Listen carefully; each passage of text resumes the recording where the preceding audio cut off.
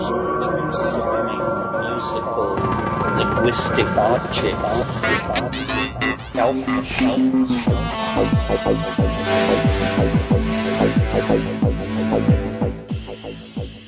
Greetings from Cyberdelic Space. This is Lorenzo, and I'm your host here in the Psychedelic Salon. And before we get into today's program, I would first like to thank some of our fellow saloners who made donations to help pay for the expenses associated with these podcasts. And you'll no doubt recognize some of them as having been donors in the past as well. And this week, I would like to thank Colin F., Ian B., Nexus 112, and Murray G. for their ongoing support of the salon. And by the way, Ian, I think you should consider yourself donated up for life. That was very generous. Thank you so much, all of you. Now, I want to get right into today's program because I think that it is one that you will find quite helpful as we gradually, ever so slowly, push back the oppressive policies of cannabis prohibition around the world. The talk we're about to hear was just given a few days ago, I think on March 5th, 2010 to be exact. And so this information is about as up-to-date as we can get in a podcast, today being the 9th, by the way. It's a talk that was given at the Ashland Alternative Health Clinic in Ashland, Oregon. And the clinic is directed by Alex Rogers and is a place where patients are guided through the official process of acquiring an Oregon medical marijuana card. As you will hear in a moment, our speaker, Claudia Little, is a registered nurse who also has an advanced degree in public health. Additionally, Claudia is a member of the Medical Advisory Board of Americans for Safe Access, which is the nation's largest organization of patients, medical professionals, scientists, and concerned citizens who are jointly promoting safe and legal access to cannabis for therapeutic use and for research. And it is one of several large organizations in the U.S. that are all working toward bringing an end to cannabis prohibition. Now, what we are about to hear is so information-packed that it could easily be the introductory lecture for a semester-long course on cannabis and particularly its use as a medicine. In the next 60 minutes or so, even if you are very well versed about this subject, I think that you're going to find some things that you had missed in your own research. And should you happen to be in the unenviable position of living with your parents or a significant other who disapprove of your cannabis use, my suggestion is to encourage your antagonist to listen to this podcast, and then you can have an intelligent discussion with them. Because until and unless the public at large knows the truth about cannabis, we're going to continue having a difficult time getting our side of the story across. Now, before I play this talk, I also want to provide you with a little better picture of our speaker, Claudia Little. As you will hear in a moment, Claudia is extremely knowledgeable about this subject. In my opinion, her information is the best that's available anywhere today. However, I feel that I should also explain my personal relationship with Claudia and her husband, Ron, who you'll hear at the end of this talk when he talks about the workings of various kinds of vaporizers. You see, my wife and Claudia were roommates in nursing school. They served as nurses in the U.S. Navy together and have been close friends ever since. And there was a period several years ago when my wife and I found ourselves, how shall I say it, without a place of our own to live. And for about 8 months, Ron and Claudia shared their home with us, providing us a chance to regroup and get back into the fray once again. In short, Claudia and Ron are among our closest friends, more like family, actually. So without any further ado, now let's join Claudia Little as she shares some very important information about what may be the single most important plant that we know of. Without further ado, Claudia Little. Give it up.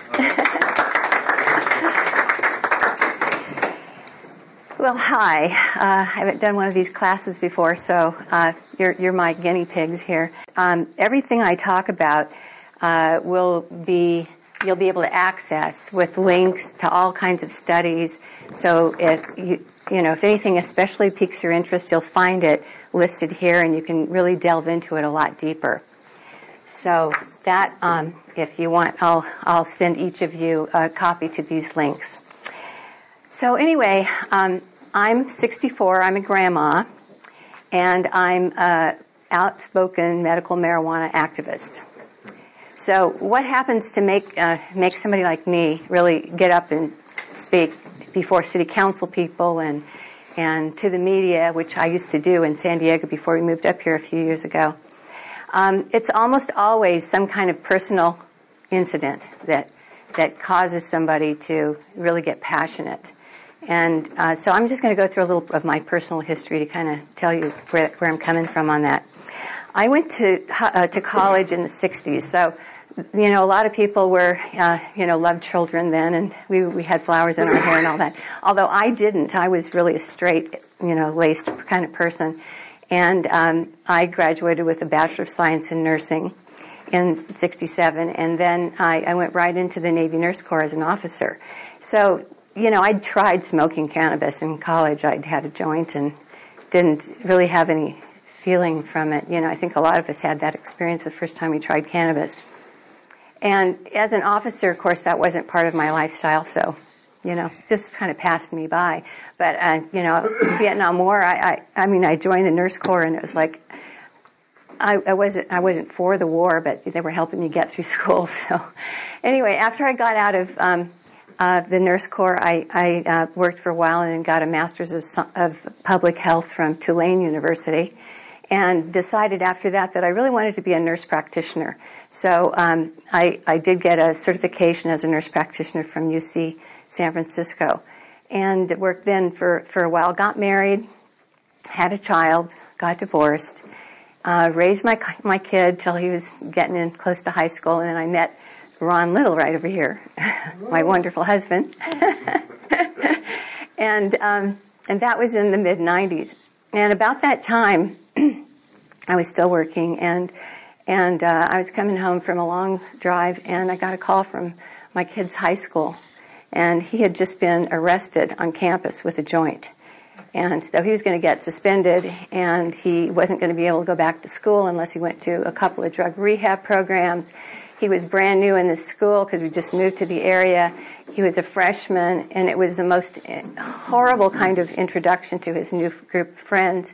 And then going to the cannabis or the marijuana rehab program was just quite an eye-opener for my husband and I. We sat through these things with our son, trying to look very stoic about, being, you can't be doing this kind of thing, knowing that what they were telling our son was completely erroneous, and it really pissed us off. So, by this time, we had actually, we smoked cannabis now and then at home, but very seldom. I mean, Ron and I had decided to get married before we'd even discussed whether we smoked cannabis, so that's how infrequent it was. But that really galvanized both of us to learn more about marijuana, because we knew what they were telling our kid was wrong. And so we actually signed up to go to a normal conference in San Francisco.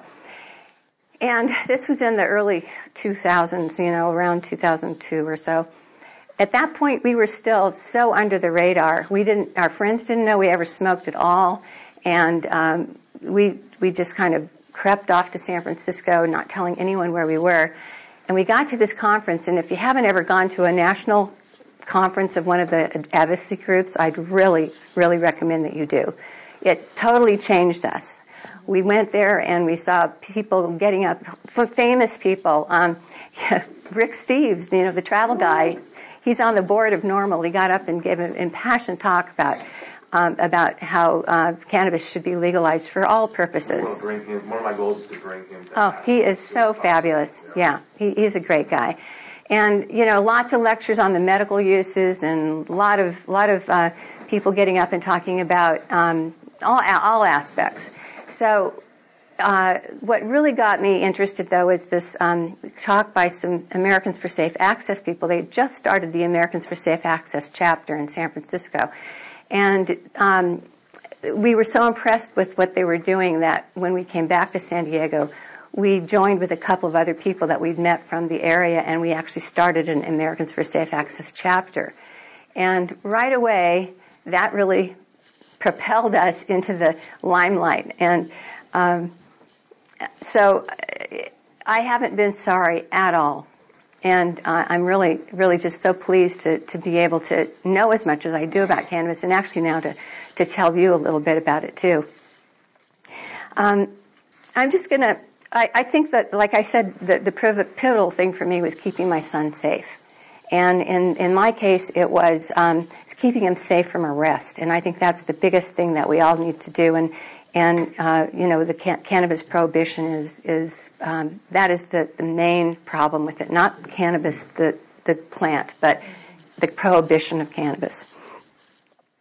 About 4,000 years ago, cannabis was mentioned in the Chinese pharmacopoeia. It said it undoes rheumatism. So this is something that's been known for millennia.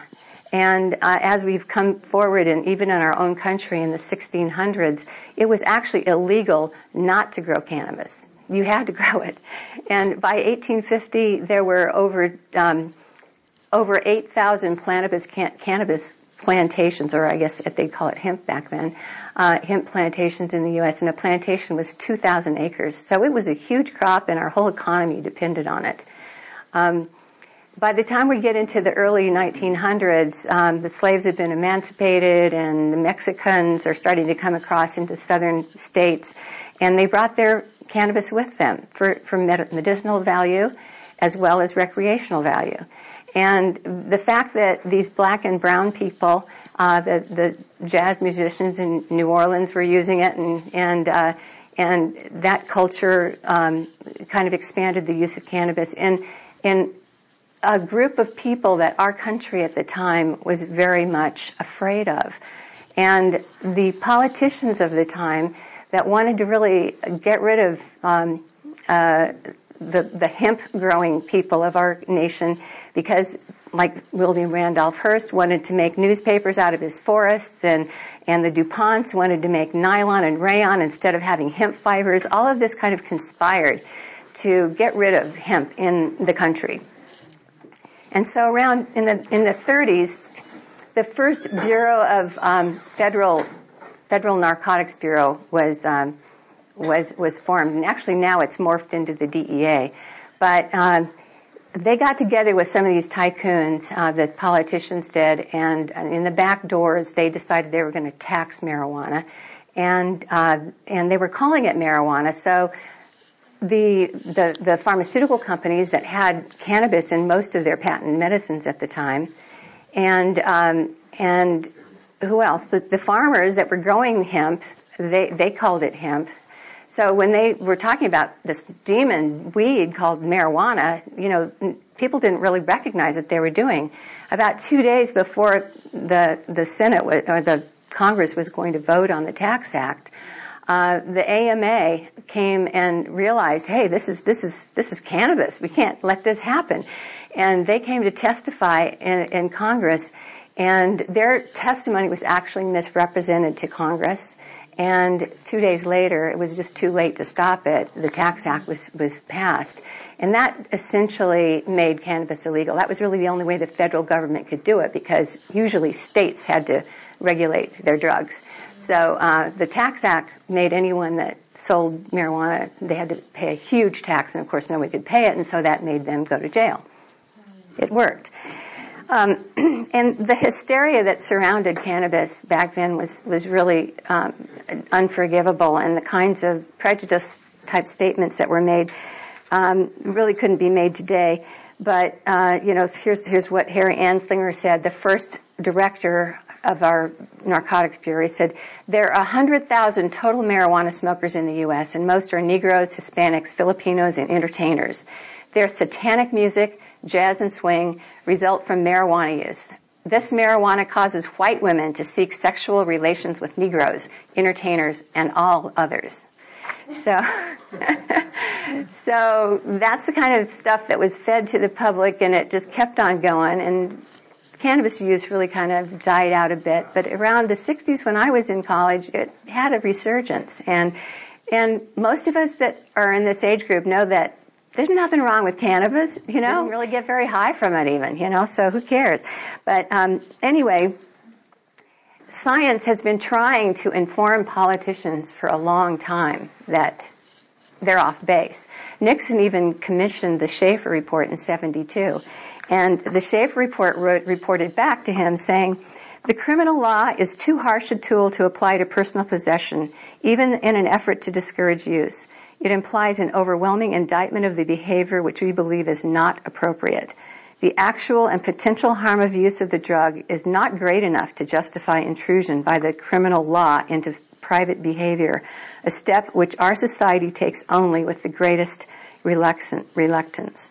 So Nixon got the report, totally ignored it, went forward with the drug war. In 1988, the DEA's own administrative law judge, and probably a lot of you heard this, he actually told the DEA head, marijuana in its natural forms is one of the safest therapeutically active substances known to man. And this was based on a lot of science that was accumulated at the time and summarized by the law judge to his boss. That was ignored. As late as 1999, the Institutes of Medicine on a federal level gave the report saying, and they affirmed that marijuana and its constituents possessed numerous therapeutic properties, including the ability to control pain, nausea, and anxiety, and to stimulate appetite. So you can see that all the scientific information that we'll be talking about today falls on deaf ears. So when any of you hear marijuana has no medicinal benefit, after today I hope that you'll be able to really speak out very vociferously about it and maybe send them some of the links that I'm going to share with you. Polls have shown that 80% of the population of our country believe that medical cannabis should be legalized, and that's everybody, all the states. We have now medical cannabis laws in 14 states. And if you want to know what they are, I can let you know. But our advocacy groups and our lobbying groups in Washington are constantly going and talking with state leaders and federal leaders, and that's why we have these laws. It's not because the states just decided, hey, this is a good idea. So that's one reason I'm going to make a big pitch for joining all the different advocacy groups and checking their websites routinely, because every week there's a new action alert. And I was on a conference call just this week with Americans for Safe Access, calling from the Capitol building in between appointments with senators. And they have said, we go and talk to them, but we need the constituents out there to be making a loud noise to their congresspeople. They need to know that you are behind us. So. And on that note, Claudia, we're starting Progressive Reform of Oregon, Pro Oregon. It's starting right now, and it's my nonprofit lobby group for drug reform policy. And so it's an Oregon thing, a real concerted effort to be able to lobby Salem in a way that they have not been lobbied before yet on these particular issues. Wonderful. Yeah, that's really what you need. Well, something that's just, this has been around for a while, but maybe a lot of you don't know, that a lot of organizations, medical and scientific organizations, over the last 10 or so years have been calling for the legalization of cannabis for medical purposes. And here in the U.S., just to name a couple, this is pages and pages of both in our country and in other countries. But here in the U.S., the American Academy of Family Physicians has endorsed immediate legal access. The American Nurses Association, the American Public Health Association, and most impressively and most exciting for me is that the American Medical Association, the AMA, in November just called for rescheduling of cannabis and endorsing its therapeutic value. And this was just in November, and I'm actually on the medical advisory board for Americans for Safe Access, and one of my fellow members is a member of the AMA, and he's the one that actually got this resolution passed. So you can see that these advocacy groups have a tremendous influence on what's happening in our country, and I'm really, really happy about that. This is another thing that you'll find on your list of links, and this is a beautiful compendium of information on recent research. This is all research that's been done in the last 10 years on medical cannabis. And you can see just from the diagram here, lots of different ways that it's used. This is the kind of thing that you can print out and take to your doctor, especially the ones that don't think think this is all mumbo jumbo. The organizations here, the literature that's listed in here is all annotated, and they can look up the references. And if they look at it online, they're all links that you don't have to really go anywhere. They're just right there for you. You're being spoon-fed, so it's beautiful. The reason that a lot of physicians don't believe in cannabis as being a therapeutic and don't want to get involved is well, for one thing, they're afraid. And I was going to tell you about this later, but I'll tell you right now. On your links, you'll see that there's reference to Conant versus Walters, which was a court case that came about in 2003, and it went as far as the Ninth Circuit Court of Appeals. So in that decision, it was the doctor's right to recommend cannabis was upheld. The Supreme Court refused to take the case. So it's definitely something that your physicians can do, and if they think they are going to get in trouble or whatever, you can just take a copy of that to them, and it should allay any kind of fears that they have. The science of cannabis is very young. We didn't even know what the active ingredient of THC was until 1964, and it was researched and discovered by a lab in Israel from the University of Jerusalem, and that lab is still very active today, and they do an awful lot of research on cannabis. So in 64, we knew that there was what the active ingredient was, and we knew that it caused some kind of a psychoactive response in our body. So there must be some kind of receptor in our body that responded to this external cannabinoid. So the search was on to find those receptors. And it wasn't until 1988 that the CB1 receptor was found, which is in the brain, throughout the brain and the central nervous system. And this little diagram shows a lot of different areas in the brain and what they control. So a lot of the psychoactive and even some of the therapeutic aspects of cannabis are controlled from the brainstem. And that CB1 receptor was found, and that is mostly in the central nervous system. But we didn't know until a couple of years later about the CB2 receptor, which is in the immune system. So the hunt was on for, if we've got this receptor that this external cannabinoid works with and causes a psychoactive response and other responses too, then there must be something our body produces that link up to this, or why would we have a receptor? But it wasn't until 1992, that's not very long ago, that we found that our own internal cannabis-like substance was found, and they called it anandamide, and that's Sanskrit for bliss, which is really appropriate. It was a couple of years after that, at UC Irvine, that a second endocannabinoid was discovered, and that has a really long name that people have shortened to 2-AG. So we know that we have two internal cannabinoids, and it's suspected that there are at least a couple more, but they have not been actually identified yet. We know they're there, but it'll probably be a few more years until we find those. But people are definitely actively looking for these endocannabinoids. There are lots of different cannabinoids in the plant. The plant has about 60 cannabinoids. So very simply how it works in our body is that when we have pain or nausea or all the other things that cause dysphoria in our bodies, our internal cannabinoids are activated, and they're really trying to overcome that. And eventually, most of us do get some relief from our pain or our nausea or whatever. That is our endocannabinoid system. So when you take external cannabinoids and you smoke or eat or whatever, that augments the system and the effect is amplified. So in most cases, people find that if they, let's just take mood, for instance. If you smoke cannabis, your mood is elevated. That just amplifies the whole endocannabinoid kind of system that we have. In our country, we have a really reductionist attitude toward medicines.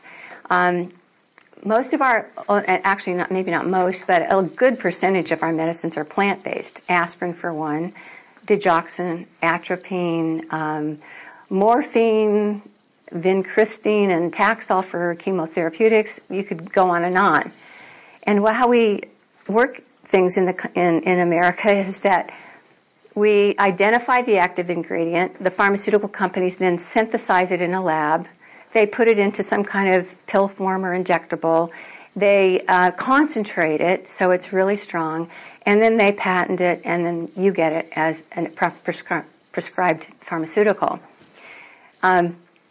This is a really different approach than Eastern medicine. And a couple of years ago, Ron and I went to Vancouver, and Chinatown was really interesting, and they have a couple of pharmacies there. And we were just blown away walking around Vancouver in this pharmacy, looking at the jars, big jars of roots and leaves and all kinds of mushrooms and different kinds of things. And people were in there buying those things and from a doctor's prescription. So those are whole plant medicinals. There are far less side effects with whole plant medicinals. There's a synergy that happens when you use whole plant. And most people that are using cannabis, a lot of times you'll hear the argument, well, we need it to be FDA approved, and, why are they having to smoke it when they can use Marinol? In fact, there is actually a initiative circulating signatures right now to outlaw our cannabis law here. I don't know if any of you are aware of that, but they want to say, okay, well, we recognize the medicinal aspects of Marinol. It's actually a class 3 drug, which is not highly regulated like a class 1 is, which is considered the most dangerous. They've allowed Marinol to be a class 3 and prescribed by a doctor. Most patients that have tried it don't really like it because it's unopposed THC. And unopposed THC causes anxiety and paranoia and agitation, and it's just not very comfortable. It doesn't have cannabinoids either, does it? That is a cannabinoid, yes. Does it? THC is a cannabinoid, yes. And it's the psychoactive cannabinoid. The plant has a lot of different cannabinoids in it, in addition to THC. Yeah, good question. Can I share a quick story? Sure. I went to Mexico, and the reason I initially started doing it, I would break into hives. I'm just allergic to have chemical sensitivity. Yeah. And I'd have to go get injections of steroids every month. And a friend of mine suggested I try marijuana, and as I was getting the hives, I did, and they went away. And we kept watching the cycle. Every time I'd get it, I'd try it. And so I worked with my doctor for a year, and we noticed there was literally no explanation for it other than that. So I was going to Mexico, and she gave me a prescription of Marinol. Oh. Well, I took it down there, and I got hives while I was taking Marinol. And fortunately, we were staying with a Hispanic family who had a teenager, and my teenage daughter goes, "Mom, I can get you some, right?" So the boyfriend goes out and gets me some, right? And I was broken into hives, and I did the and they were gone overnight. Wow. And it just, they're instant. I get them so bad on my face that I couldn't see out of my eyes. It's just horrible. But the Marinol clearly does not work the same. You're right, and that is so interesting that you said that, because the other cannabinoid that is a very active one we know a lot about is cannabidiol, and it works on the immune system. And what you had was a histamine reaction, which is kind of an autoimmune kind of reaction. It's cannabidiol. Yeah, they call it CBD, and obviously that's the ingredient that you needed. I have autoimmune disease, and since I've taken it, I had all my blood work was out of whack on so many different things, and my blood reports come back completely clean now. Yeah. Well, the CBD is not psychoactive, And yet it works with the plant to give all those wonderful other kinds of benefits, especially for all the autoimmune diseases. And it's being used very effectively for rheumatoid arthritis and Crohn's disease because it downregulates inflammation in a beautiful way. Yeah. So that's a really great first-hand account of Marinol right there. Yeah. And besides, when you take Marinol, it's actually prescribed for nausea and vomiting. And if you're taking it orally, you're going to throw it up if you're having a bad case of that.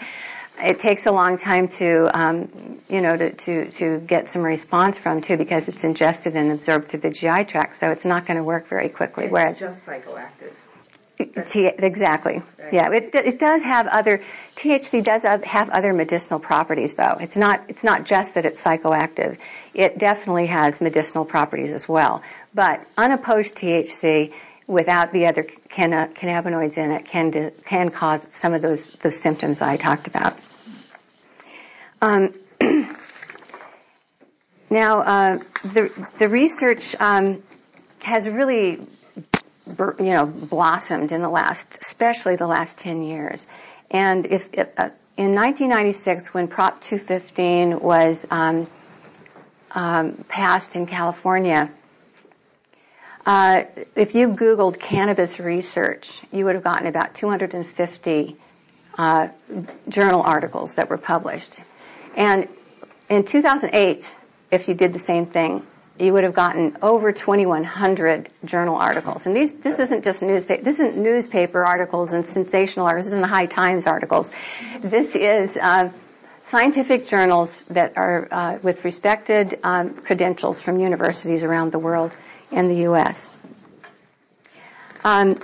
It works for all kinds of symptoms, and I'll just go through a list here. Glaucoma, appetite, stimulation, nausea control, pain, all sorts of pain, especially neuropathic pain and inflammation, such as arthritis, multiple sclerosis for spasticity, pain management, seizures for epilepsy and movement disorders, Alzheimer's disease, GI symptoms and problems, Tourette's, insomnia, lots of other things.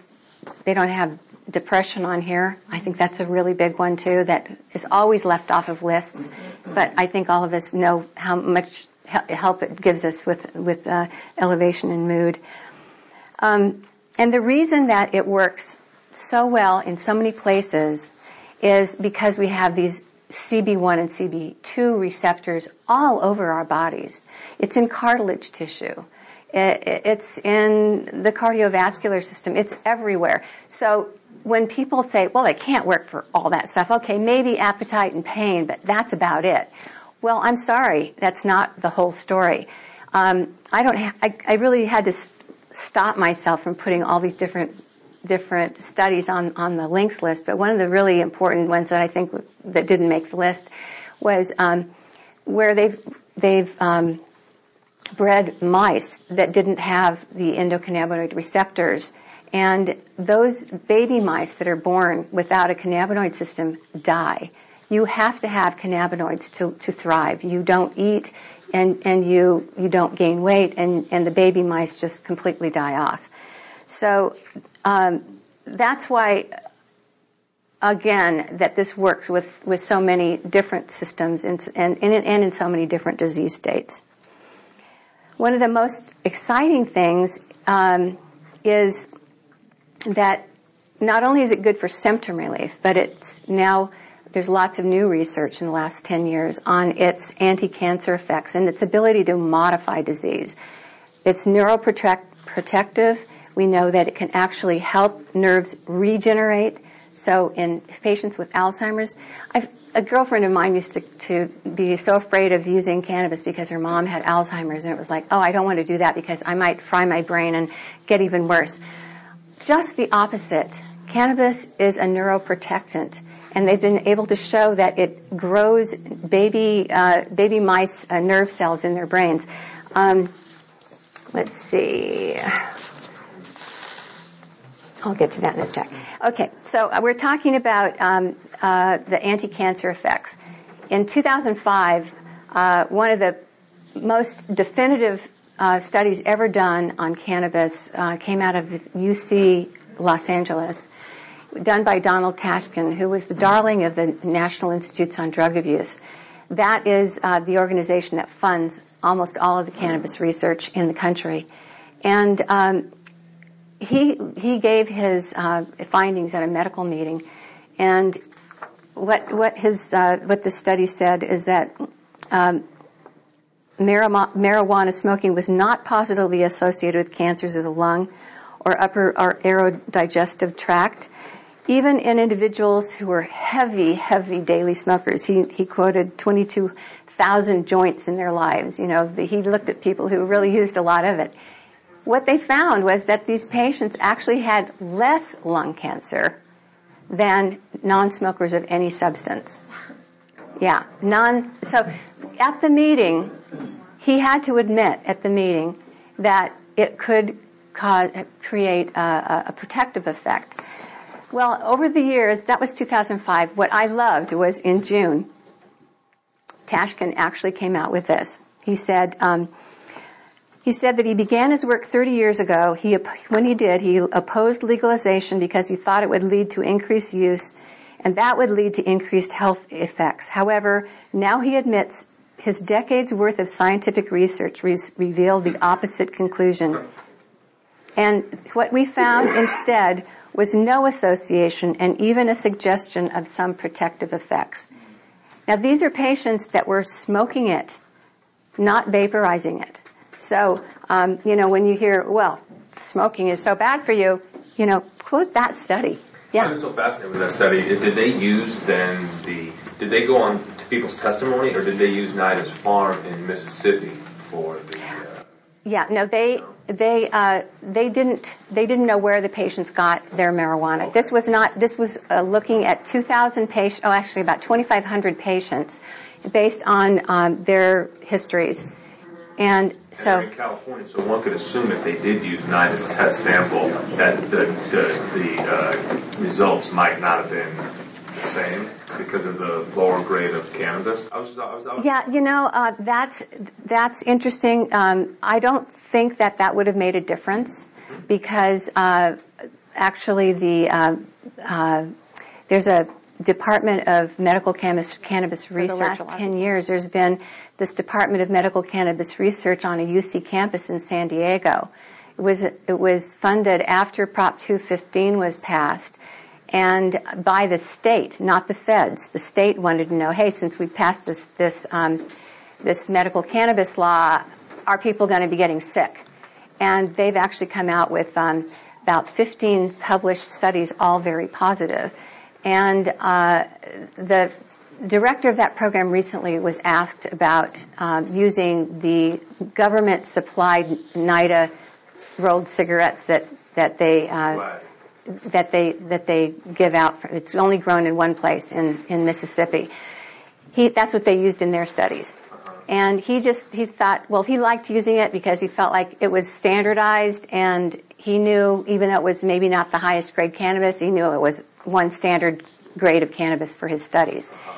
And actually, the studies came out with pretty good results. So that's amazing. Mm-hmm. If you think if you use high grade, medical grade cannabis versus that like 3% stuff where they mix like the stems and seeds. Right. I know Ellie Musica, she's one of the recipients. Right.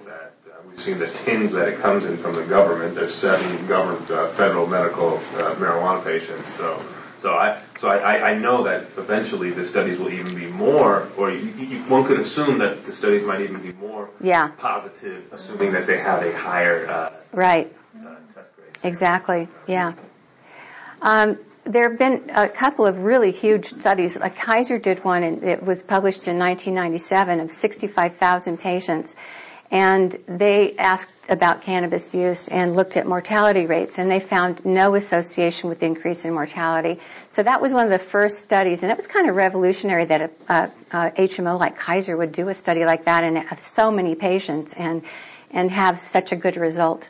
But it did kind of go along with another study that came out in Great Britain on a large population of patients too. So nothing's looking too much like it's causing death and dying here.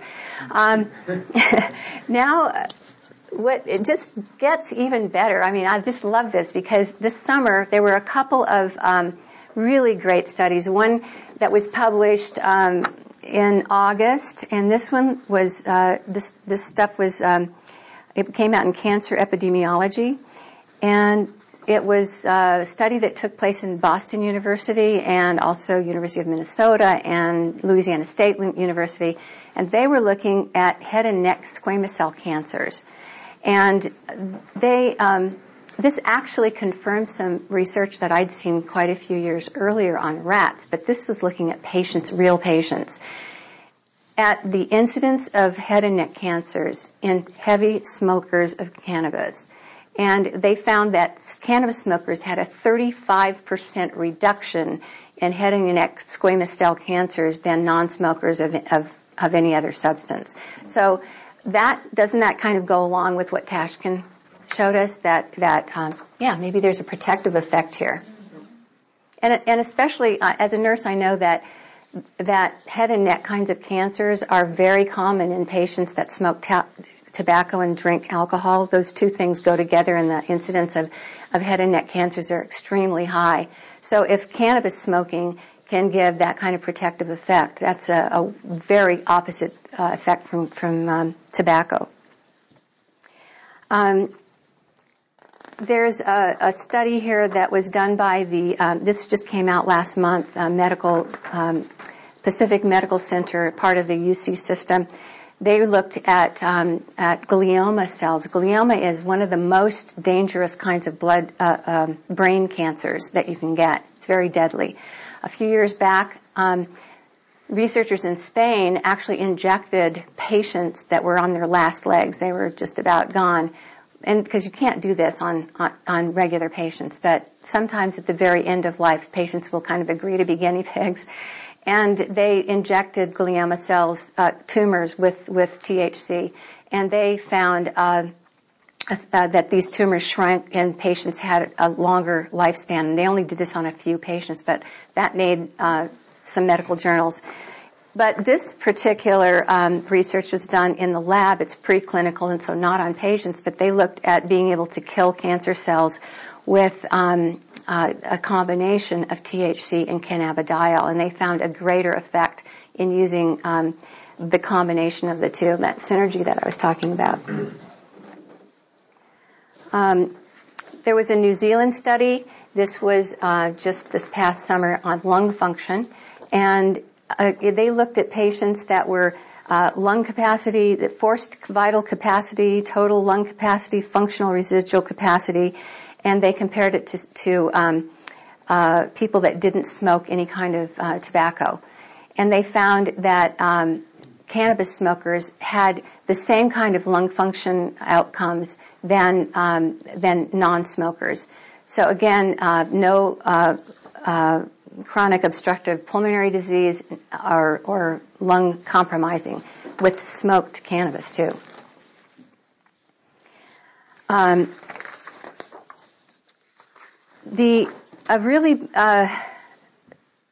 Something that made the actual mainstream news, and I call Huffington Post mainstream news these days. It's about the only news I care to look at. But anyway, I did hear it as I was driving along. I heard it on NPR too. That the research arm of the UC system that's down in San Diego, the Center for Medical Cannabis Research, just came out with a couple of their final studies because now they're losing their funding. It's been over 10 years that they've been going, and they have a couple of studies to wrap up.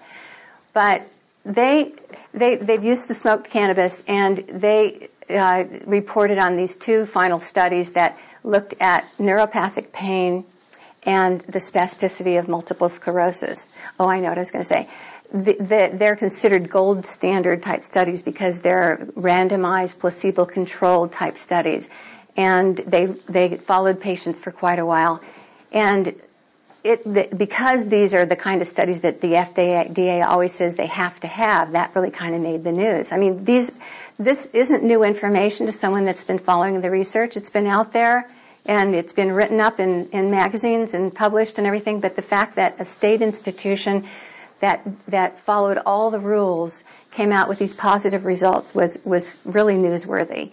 And on the conference call that I was on recently, last week with the ASA people, they said, okay, these people that in Colorado that have been following all the rules with their dispensaries and doing everything right have been raided by the federal government just last week. They were just raids going on, even despite our Attorney General saying that he's going to honor states' medical marijuana laws. Well, we have a new DEA director. Her name is Michelle Leonhardt, and she's a real drug warrior. We're not happy that she's our new DEA director. And these raids happened right after her appointment. So the fact that this has just come out, it's the government can't argue with this. Okay, NIDA didn't refund the research because NIDA won't fund anything that is going to come out with a positive outcome. The state had to fund this kind of study.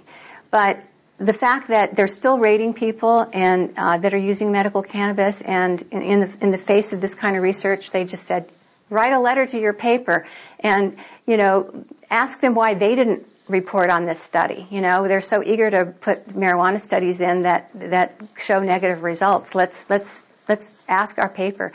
So I wrote a letter. I don't know if it'll get published, but we'll see. It might. You never know. They've actually published a couple of my letters. So the long arm of the feds. They are, and that's the pressure that we put on is going to make a lot of difference. So this thing that you're doing, Alex, is very timely. On that note, just the 28th of January, the NIDA spokesperson said this: as the National Institute on Drug Abuse, our focus is primarily on the negative consequence of marijuana use. We generally do not fund research focused on the potential beneficial medical effects of marijuana. That was just a few weeks ago. So that's why we don't see anything from our government, because they have a policy not to even go there. UCLA was it was really amazing that his research was able to actually get as much publicity as it did, but it was mostly within our little group of people that want to liberate cannabis.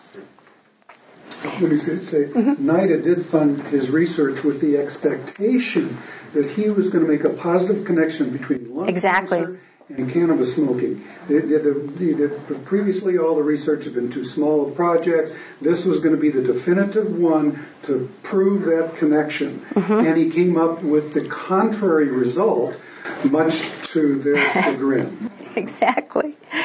Okay, so let's, I think that the psychological effects of cannabis have been so overlooked, and none of the state programs list depression as something that cannabis can be used for. And you'll hardly ever, people stay away from that. So what's wrong with euphoria? That's what I want to know. I think it's very obvious to me that when I smoke or vaporize with cannabis, I feel better already. I just have a lifting of mood. And with the amount of psychoactive drugs for depression that are being pharmaceuticalized in this country, cannabis would be a really great alternative. And there are so many side effects. One of the big ones for men is impotence. And with cannabis, it's just the opposite. It really enhances one's sexual life. So I just think that that more and more research needs to come out about cannabis being good for mood. This was a good one. This is also going to be on your links. It's Cannabis in the Brain, and it goes into a lot of the science about neuroprotection. But the very first paragraphs cited research at the University of Saskatchewan that looked at newborn mice, and it says that the university found that the administration of cannabinoids in rats stimulated the proliferation of nerve cells in the hippocampus region of the brain and significantly reduced measures of anxiety and depression-like behavior. So, okay, if it's good for rats, I guess it's good for us too. So when you see things like that, when I see any kind of thing that talks about depression being ameliorated in humans, I go right for it. So this came out in November. It was done at the University of Oslo, and it looks at the use of cannabis in neurocognitive functioning for bipolar disorder, and it showed that patients that have bipolar disorder have a greatly increased relief of symptoms. In the study also, they looked at schizophrenia, and they didn't find the same relationship there. So have many of you heard about the controversy about cannabis and schizophrenia? Well, if you haven't, you may, because that seems to be the last bastion of where the attacks are coming from. With all this research about the medicinal benefits and really almost any scientific paper that you write isn't going to say anything about the negative effects of cannabis. It's kind of like the last straw that the government's going to throw at us about, being cautious about using or keeping it illegal. Actually, in Great Britain, they down-regulated. They had changed the scheduling of cannabis to be more liberal, and because of some research on schizophrenia a few years ago, they made it actually more restrictive. A lot of the people that really knew the cannabis literature resigned. The whole board that had been put together to reschedule cannabis to a more liberal component actually all resigned because it was so politicized. Did you have a question? I just want to know if there was any studies done with autism. Not that I've seen. There's a lot of anecdotal stuff. Lots of anecdotal studies, right. Autism. There's just a Good Morning America or Today Show or something. Some gal had her 10-year-old kid, and it was brownies. She had brownies in like Today Show. And she was saying this is the best thing for his autism. He can actually interact a little bit now. He's not as in conflict with himself. And, that's going to be a big thing. I think that really will be. I had the privilege of knowing a researcher named Claudia Jensen, an MD at USC, and she used cannabis in her practice for children that had ADD, and it was very controversial. She was actually called back to testify in Washington to the health department or the Senate Committee on Health or whatever.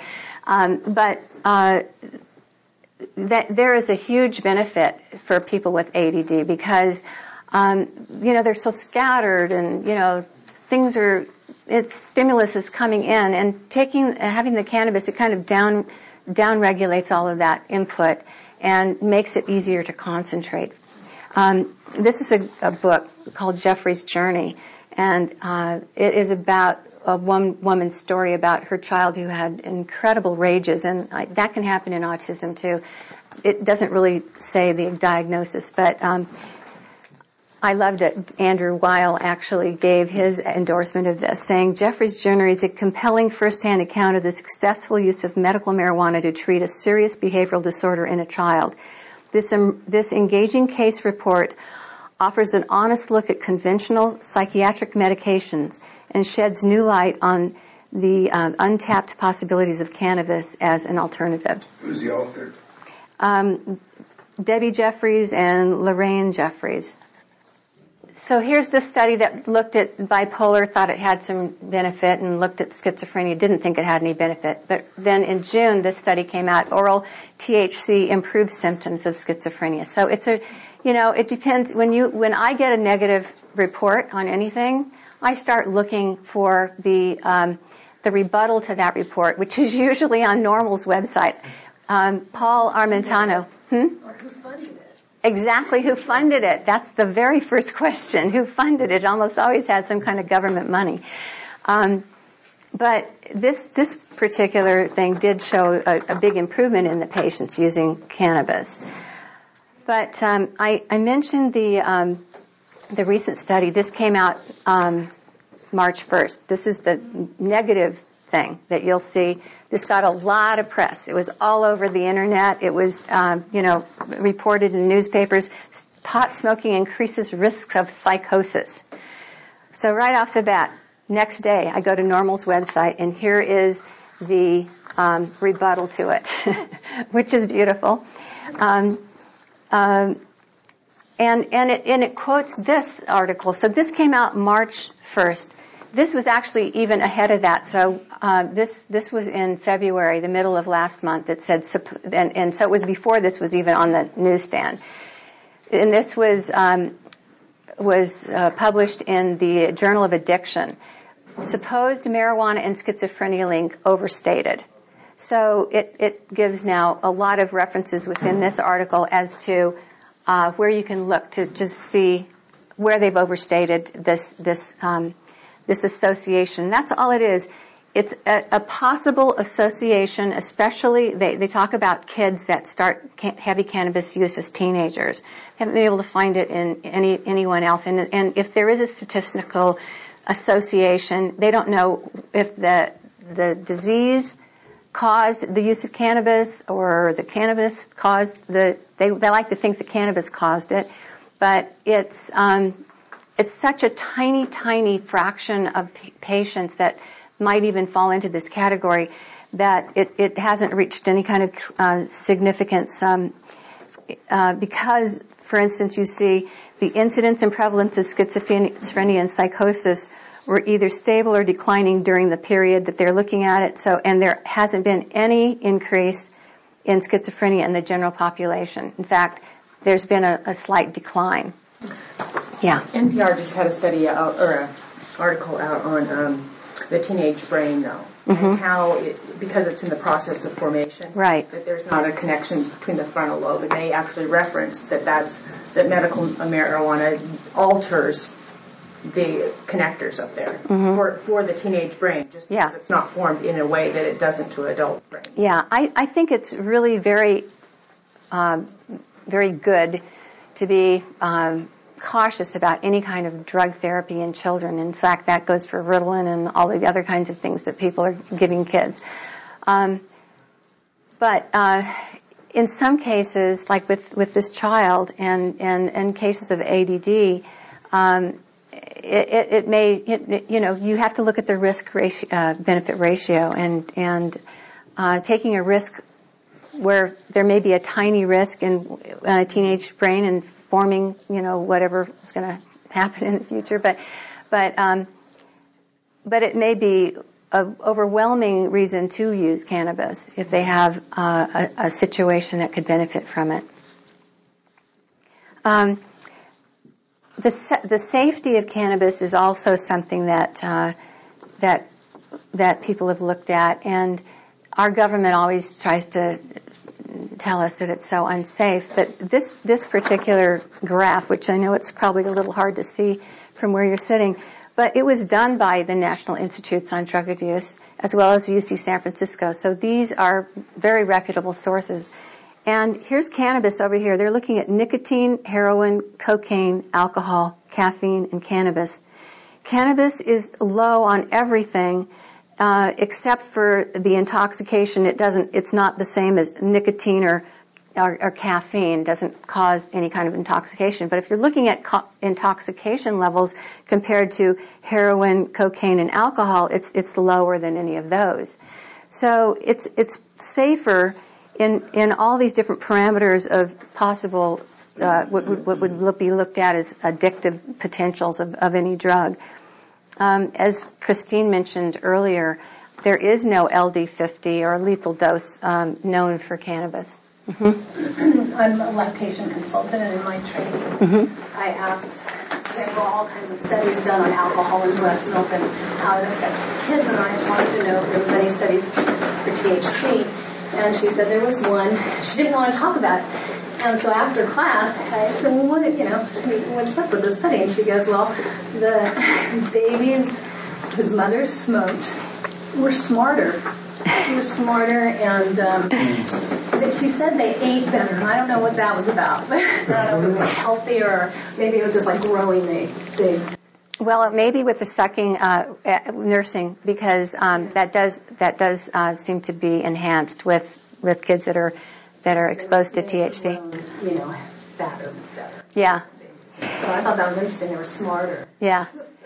Well, Melanie Dreyer out of I think it's the University of Indiana or Ohio, one of those Midwestern universities. She did her PhD thesis on cannabis smoking in pregnant women. and she did it in Jamaica. And she's really a great expert. And if you Googled her name you'd be able to listen to some of her lectures. And this is all about use of cannabis in pregnant women and babies later on. Melanie Dreyer, and I've heard her speak a few times, and she is just so great. And really, all the kids, they've been following the kids in her studies for many years, and they do very, very well. They have no impairment at all, and they do better in most everything. From my understanding I read some stuff online about it, and the children that came up actually excelled and were healthier than the kids that were taking nothing. Mm-hmm. So that was pretty amazing. I was amazed. Yeah, it's really great. It's sad because so many doctors won't, they'll even take babies away from people that have been smoking cannabis because, of course, you can do a urine test and see. And it's just really sad that it's come to that because, especially for hyperemesis gravidarum, which is excessive vomiting during pregnancy, it's sometimes the only thing that will work and keep babies, in utero and not have a lot of premature, low birth weight babies. Claudia, can we about 10 more minutes? Yeah. Okay. Mm-hmm. Oh, yeah. Sorry, we're getting. It's okay. Okay. So I'll skip through some of these things. Safety. It's just you don't already feel like it's pretty safe. Well, hey. But this one, I really loved this study from UCSD. This was in August. Looked at binge drinking in college kids. This is done through UCSD and San Diego State. And they had a definition for binge drinking, quite a few drinks in one period of time. And they looked at the brain matter of kids that had the binge drinking. In 8 different brain cell regions, they had white cell damage. But the kids that smoked cannabis and drank at the same time had protection in 7 of the 8 areas of the brain. So that is have a joint with your wine, Yeah. Yeah. I've just read recently about a fellow in Canada by the name of Rick Simpson. Yes, uh-huh. And do you have any information on him? I don't have any information here, but I think Alex can talk about Rick. I can tell you later if you want any. Okay. But Rick Simpson, he's just making a highly concentrated hemp oil, and in Canada, and he gave it out to thousands of people. And they were all anecdotal trials, and a lot of people were cured from their cancer, their pain, this and that, high concentrated doses. Mm-hmm. Actually, I made some. I got a contingency together about a year ago. We started making some and started giving it out to people with pretty hardcore stuff. One gal with cancer, we anecdotally, it looks like she sustained her life about 5 months, and the quality cannot even be, you can't even tell about her. She was happy, she wasn't just dying anymore. She could go outside, and her tumor even shrank. And I was in touch with her doctor, primary care provider doctor, this whole time, and her doctor was calling me up being like, what's going on here? So there's I'd like to talk to you more about that. Yeah, we want to do more trials, and there's other new things come out recently, the new the CO2 extraction. I don't think I've told almost anybody about that here, but wow. That's the latest, greatest thing. So it's just a more pure form of like Rick Simpson, basically. Mm-hmm. So. I'm just about ready to wrap up here. I just wanted to show you a few things. I have a whole library in cannabis medicine, but this is a fabulous book. Ethan Russo was the doctor I heard at the Normal Conference. And the other MD that was a co-author on this is from the Netherlands. But if you want to get scientific on how it works, this goes to the pharmacology of it, and it's really a beautiful reference for people that really need to be technical, as well as this book. It's the same kind of thing. Really technical stuff for chemists and scientists and MDs that want to know the science behind it. This is a read that I just couldn't put it down, Understanding Marijuana. And Mitch Earlywine used to teach at USC, He's an exceptional speaker if you ever get a chance to listen to him. But this book is just so easy to read, and it's fascinating, and all the studies are annotated too, and it goes through different ways of using it. What's his last name? Russo, R-U-S-S-O. Mitch Russo. Oh, I'm sorry, Mitch Earlywine. The other Earlywine. doctor is Ethan Russo. Are those linked on your website too? These books I didn't put on there. I didn't, but you could write them down before you leave. I started, and after that normal conference, I started putting together a whole bunch of, this is just a tiny sampling of studies that were done earlier than the last few years. And so all I've really concentrated on were a few little sensational things. But if you start really delving into it, you will be amazed at this absolutely, I think of this medicine as a tonic, and something that all, especially aging people, should go for. It's really, the way that it works is so similar to very expensive drugs that, especially for arthritis and inflammation, that sort of thing. I'm going to just show you really quickly, if you want to see,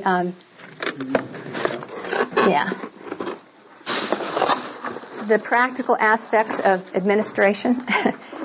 Probably a lot of you already know these kinds of things, but we have 4 different delivery devices. Of course, you've got the pipe and rolling papers, but we never use them. I'll take them. Just leave them on the floor. The Mendo Mulcher is really the best. It's called a Mendo Mulcher, and you mulcher. You do this, and then the at the very, after you've used it quite a long time, your little keef gets down here, and you can use that separately. But in the meantime, you take the top part off, and your ground bud is in there for your pipe. So what I'm showing you here is some vaporizer choices, and there's lots of vaporizer choices out there, and most of them don't work very well. And I'll get to the volcano in a second. This is an Iolite. It's very good, very portable. You can get this online, and it takes a butane charge. You just charge it up, and it's a little igniter there. And the technology is similar to what they use in a hot glue gun, so it doesn't get too hot, because vaporization needs to be just the right temperature, 250, 300, to cause the cannabinoids to vaporize without any products of combustion. Do you know how, is there a lot of the cannabinoids, how do you just say that? Cannabinoids, yeah. Yeah, cannabinoids. Do they vaporize, all of them vaporize? Mm-hmm. They probably get 50% off the leaves, and what's left over you could use in cooking, because there's still some in there. But the nice thing is it doesn't smell a lot, and this works really good. It tastes really good, actually. How do you spell it? Would you say it was? It's an Iolite, Iolite. And this is made in Britain. You can get it from Vape Fiend. And the reason we brought these in is because, this is a very cheap method. This is a vaporizer, and Ron can talk about that. That's about $70, something like that. This is around $250. That's around $400. Four or five. They have a digital one of those. Yeah. And then, Just digital, but the thing with this is it's discreet. Some people actually go, like, breaker, give me your 20, because nobody would really know what you're doing. This has a little ceramic plate in it. You put your ground up cannabis in here, and you use a lighter to put hot air in a ceramic plate. That way you're not actually burning the cannabis. So you have things like that. The thing about that we like about the volcano is it's high-tech German technology. You put ground up cannabis in this little canister. You put it right on the top, and it's set to a certain temperature. You turn the air pump on, and it starts to go, and can you see the vapor? That's not smoke. It's not smoke, it's vapor. And you probably won't be able to, you can smell it. If you come right over here, you go, a little bit, but it doesn't smell up your whole house. So you fill up the bag, which is just a baking bag is all it is, like your turkey bag or something you might, and you just take it off, turn this off, put this little thing snaps on there, and when you push on, you can see it coming out, but You can push on it. the way you really, and you don't have to be in a hurry. You can set it down. It'll last for 5 or 10 minutes. No sensation really, but definitely works. Now, are you participating right now? Yeah, he is. Yeah, He's I have my card though. Yeah, Yeah. well, I think you ought to share it around. Well, actually, No sharing, no sharing. I down, everybody. just a little anecdote on it, and I know we've got to go. But I have actually seen these used in communal situations where, because you can make the bag as large or small as you want.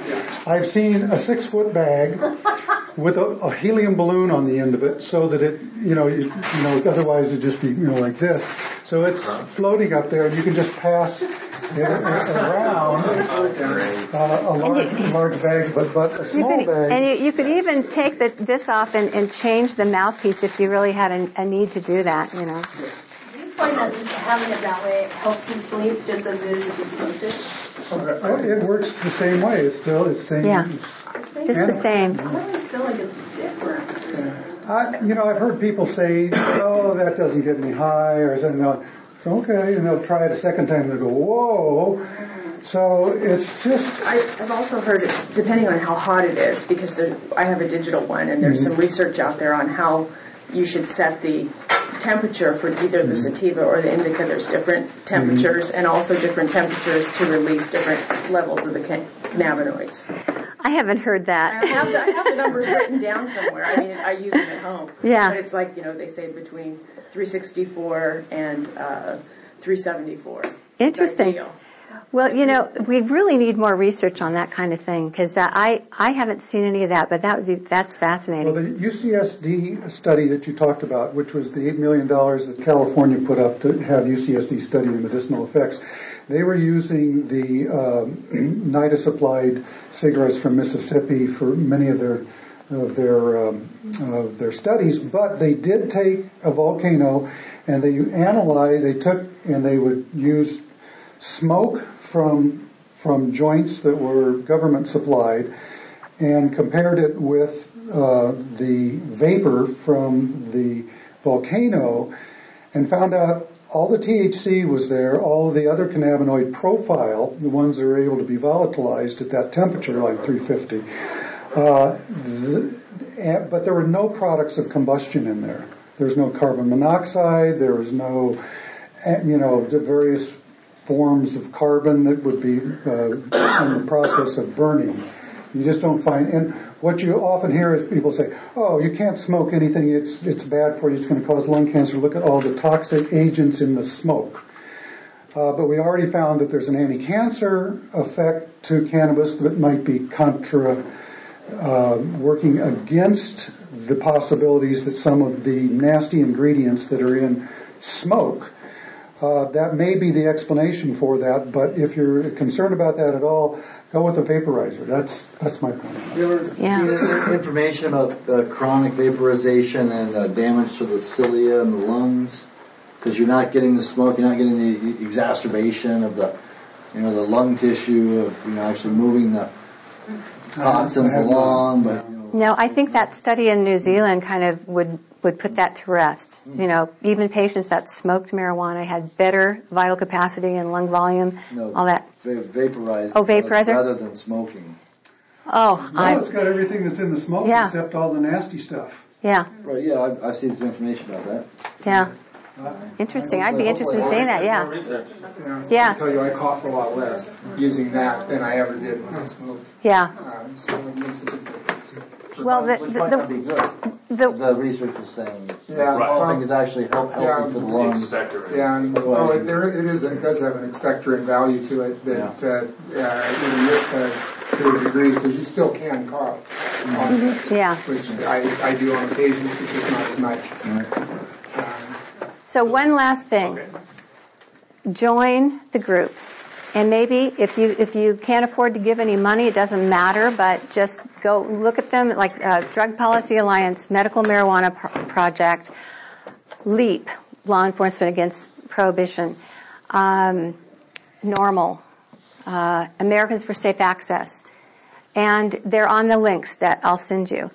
And if you just go to their website, and every week or so they'll have a new action alert, just click it and send something off to our people in Congress.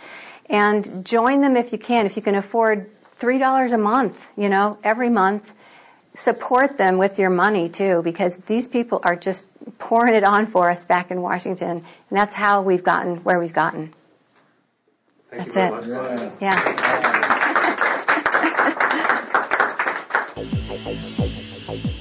You're listening to the Psychedelic Salon, where people are changing their lives one thought at a time.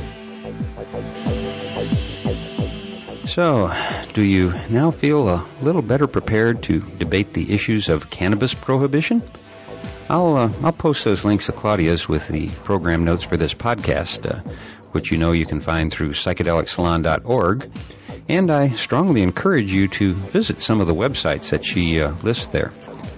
Also, there is one issue that Claudia had the courage to raise that I'd like to comment on myself, and it's something that most of the cannabis advocacy groups seem to ignore.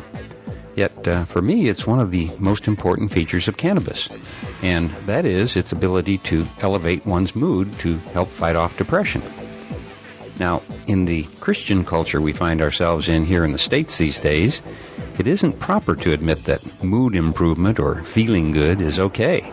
Unless, of course, it's done through the use of a prescription pharmaceutical like Prozac or Valium or Xanax or something like that. I can remember way back in my past life as a corporate suit that some of my business associates were adamantly against cannabis because they thought that it made people feel better than what these jerks thought that we should be feeling.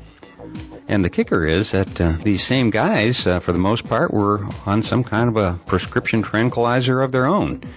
And by the way, some of those are really powerful.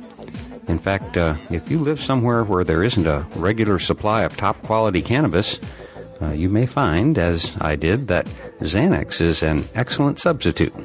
But if you do, be very careful, because unlike cannabis, it's quite easy to develop an addiction for it.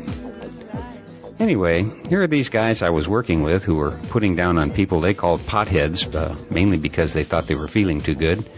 And yet these same guys were as mentally disoriented from their prescription medicines as any first-time toker would be.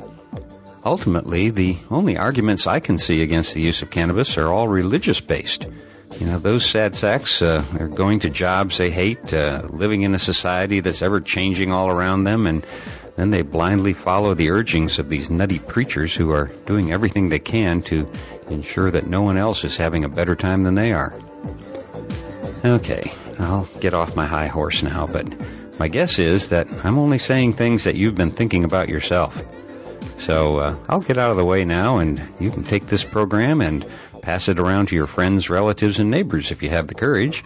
Play it in your drug education class if you have a teacher who's courageous and will let you do it. Listen to it with your friends and memorize some of these important facts about cannabis. And then you no longer have to bite your tongue when somebody tries to spread more lies about this wonderful plant. It's time to stand up and be counted, my friend. Don't let them push you around with bad information anymore. After all, we're all in this together, And speaking of being in this together, you may also want to listen to the latest podcast from thedopefiend.co.uk.